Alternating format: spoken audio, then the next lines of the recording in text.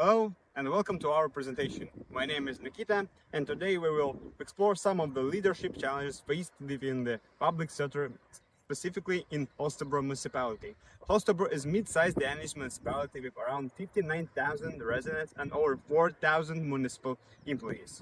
Like many other local governments in Denmark, it operates under increasing demands for efficiency, transparency, and citizen involvement, while also dealing with limited resources, complex legal frameworks, and political expectations. These realities can create what public leadership theories refers to as cross pressure, the tension leaders face when navigating conflict interest between legislation, political directives, and the needs of citizens. In this video, we each take on a different leadership role within the municipality, ranging from school administration to healthcare and management and HR strategy. Across these scenarios, we will discuss inclusion in education, cultural transformation in nursing homes, and the controversial idea of the Ponzi strategy in public administration. Our goal is to reflect on how public leaders can act effectively, ethically, and sustainably, drawing on theories of leadership, organizational culture, and the Danish labor market model. We hope to offer not only practical insights but also critical reflections on how leadership in public sector can navigate the complex terrain of modern governance. Let's begin. Hello, my name is Archit Singh, and today I will explain the cross pressures a newly appointed school leader might face on including pupils with special needs. First, there is a challenge of balancing inclusion and resources. Inclusion is a key educational value that promotes diversity and equal opportunities.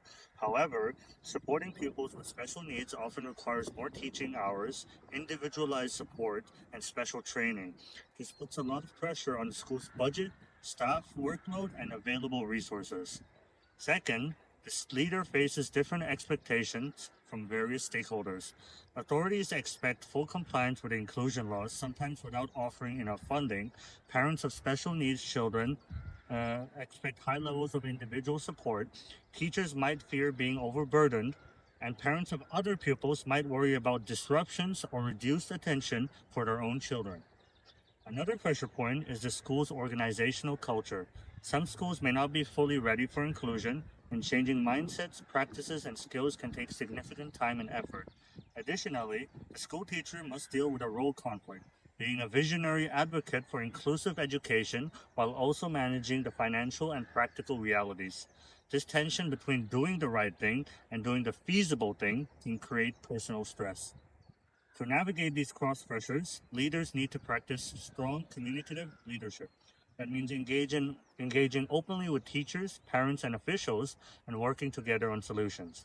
They must also focus on building an inclusive school culture by promoting training in diversity and teamwork. Strategic resource management is important too, finding ways like flexible staffing or applying for grants.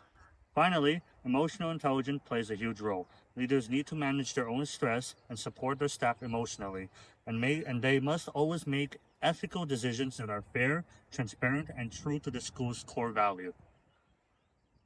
As the newly appointed leaders for the transformation of the nursing homes, we'll today briefly explain how we approach to manage cultural aspects of building a strong team organization. Culture is deeply embedded. It's not just formal rules, but stories, behaviors, and relationships. Therefore, we will begin by listening and observing, identifying the traditions, the informal leaders, and the daily practices that shape our current culture. Change must be built on what works already, not erase it. Successful teams rely on psychological safety, the ability to speak openly without fear. We will foster an environment where all voices are heard by promoting open dialogue, by welcoming mistakes as learning opportunities, and by recognizing contributions by team members early and often. Clear communication is critical.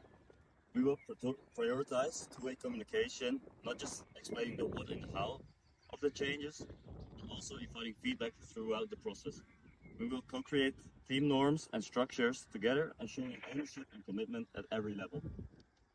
Based on modern organizational thinking, we will move forward flexible, self-directed teams with shared goals and accountability. Staff will be empowered to make decisions, adapt roles based on strengths, and consciously develop. This shift supports both motivation and better service for our citizens.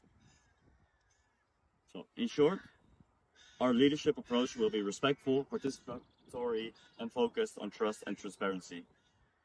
Culture change takes time, but with patience, courage, and collaboration, we can create nursing homes where teams thrive, employees feel valued, and citizens receive the best care possible.